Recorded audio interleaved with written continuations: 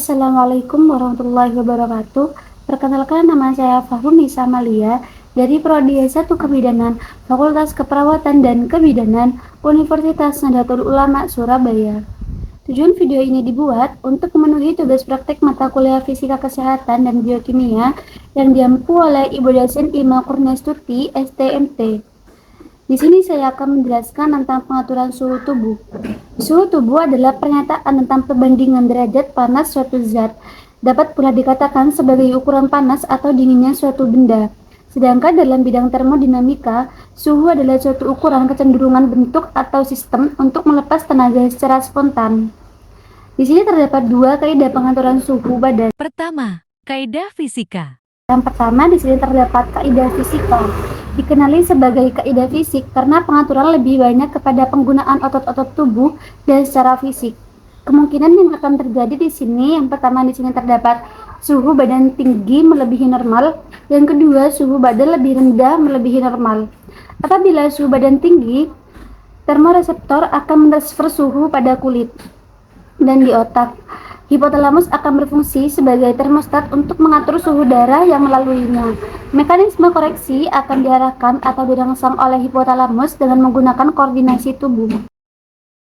Kedua, kaidah metabolisme.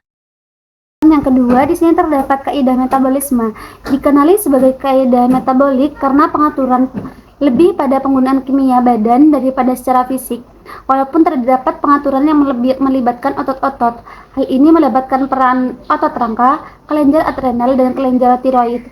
Dalam keadaan sejuk, hipotalamus akan mengatur otot rangka untuk vasokontraksi secara aktif. Hal ini akan menyebabkan seseorang menggigil dan meningkatkan suhu badan.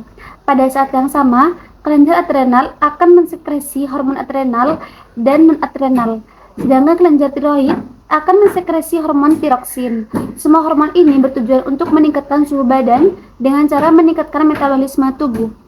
Dalam keadaan panas, aktivitas otot rangka akan berkurang. Begitu juga dengan sekresi hormon-hormon tertentu oleh kelenjar adrenal dan kelenjar tiroid akan berkurang. Ketiga, rentang suhu tubuh berdasarkan usia. Selanjutnya saya akan menjelaskan tentang rentang suhu tubuh berdasarkan usianya. Rentang suhu tubuh normal manusia berdasarkan kelompok usianya. Yang pertama di sini terdapat suhu normal pada bayi sekitar 36,5 sampai 37,5 derajat Celcius. Yang kedua, suhu normal pada anak-anak sekitar 36,5 sampai 37 derajat Celcius. Yang ketiga, suhu normal pada remaja dan orang dewasa sekitar 36,5 sampai 37,6 derajat Celcius.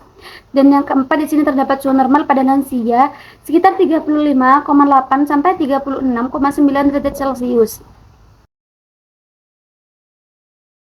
Keempat, suhu tubuh normal berdasarkan bagian tubuh. Selanjutnya saya akan menjelaskan tentang suhu tubuh normal berdasarkan bagian tubuh.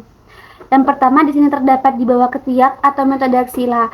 Pengukuran suhu di ketiak biasanya lebih rendah daripada area tubuh lainnya, dengan suhu normal menunjukkan 36,5 derajat Celcius. Yang kedua di sini terdapat di dalam mulut atau metode oral. Dengan termometer digital, suhu oral atau pengukuran suhu tubuh dari mulut yaitu sekitar 37,5 derajat Celcius. Yang ketiga di sini terdapat metode timpanik atau di dalam telinga.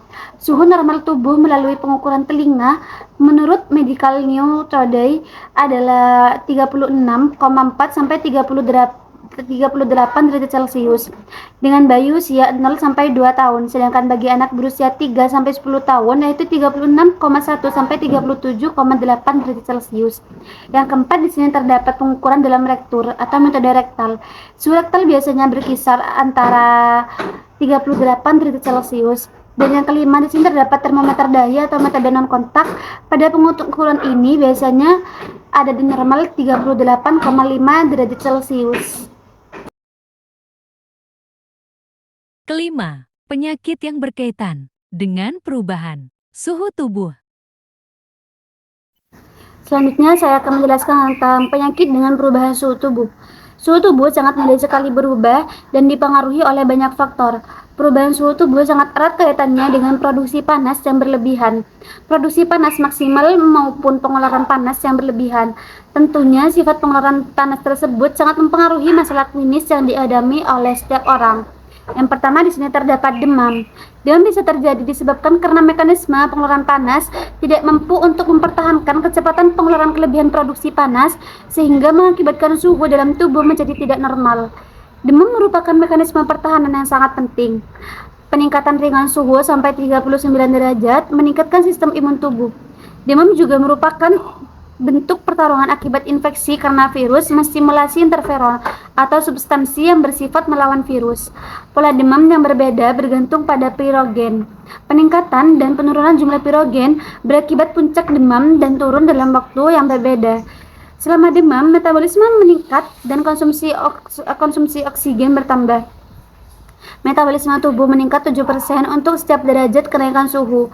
Frekuensi jantung dan pernapasan meningkat untuk memenuhi kebutuhan metabolik tubuh terhadap nutrien. Metabolisme yang meningkat menggunakan energi yang memproduksi panas tambahan. Selanjutnya di sini terdapat hipertermia. Hipertermia adalah peningkatan suhu tubuh sehubungan dengan ketidakmampuan tubuh untuk meningkatkan pengeluaran panas atau penurunan produksi panas. Setiap penyakit atau trauma pada hipotalamus dapat mempengaruhi mekanisme pengeluaran panas. Hipertermia malignan adalah kondisi bawaan di mana tidak dapat mengontrol produksi panas yang terjadi ketika orang yang rentan menggunakan obat-obatan anestetik tertentu. Yang ketiga yaitu hipotermia. Pengeluaran panas akibat paparan terus-menerus terhadap ingin mempengaruhi kemampuan tubuh untuk memproduksi panas sehingga akan mengakibatkan hipotermia. Hipotermia diklarifikasikan melalui pengukuran suhu inti. Yang pertama yaitu ringan 33 sampai 36 derajat, sedang 30 sampai 33 derajat, berat yaitu 27 sampai 30 derajat, sangat berat yaitu kurang dari 30 derajat. Hipotermia aksidental biasanya terjadi secara berangsur dan tidak diketahui selama beberapa jam. Ketika suhu tubuh turun menjadi 35 derajat, orang yang mengalami hipotermia mengalami gemetar yang tidak terkontrol, hilang ingatan, depresi, dan tidak mampu menilai.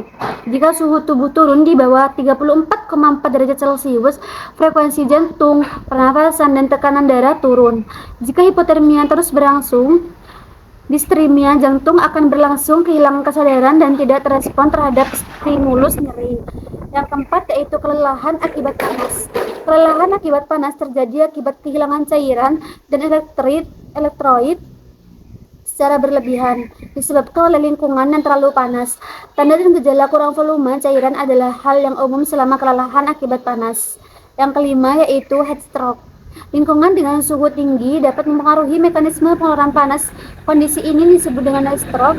Penderita heat stroke tidak berkeringat karena kehilangan elektrolit sangat berat dan malfungsi hipotalamus. Heat stroke dengan suhu yang lebih besar yaitu 40 derajat mengakibatkan kerusakan jaringan pada sel dari semua organ tubuh.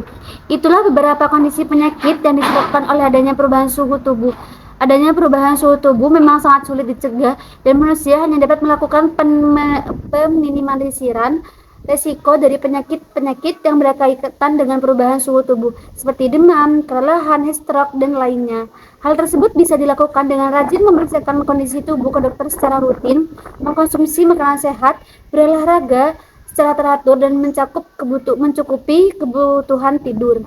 Baik, sekian penjelasan dari saya. Kurang lebihnya mohon maaf. Wassalamualaikum warahmatullahi wabarakatuh.